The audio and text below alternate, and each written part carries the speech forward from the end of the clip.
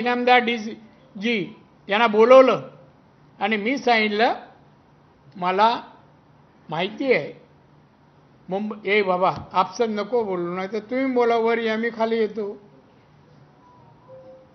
मला माहिती आहे की मुंबई पोलिसांमध्ये काही अधिकारी दाऊदशी डायरेक्ट बोलतायत, गुन्ह्यांमध्ये मदत करतायत. ते यादी माझ्याकडे उद्या 11:30ला घेऊन या.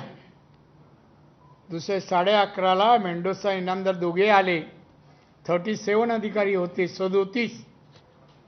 मी लगेच त्याच्यावर लिहिलं एक ओळ, या सर्व अधिकाऱ्यांना चौकशी बिकशी नाही, पोलीस कायद्याच्या 311 प्रमाणे निलंबित करण्यात यावं. नारायण राणे पाठवले.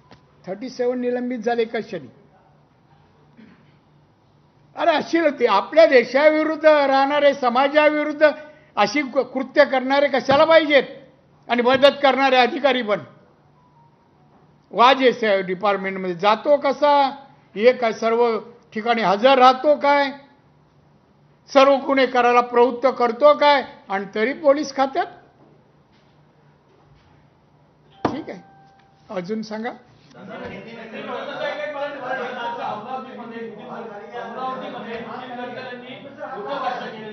हा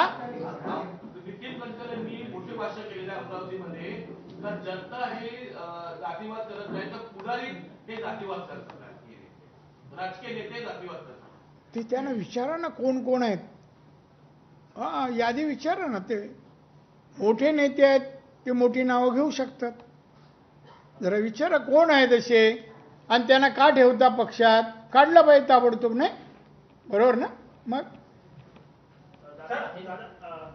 राज्यामध्ये ज्या घटना घडतात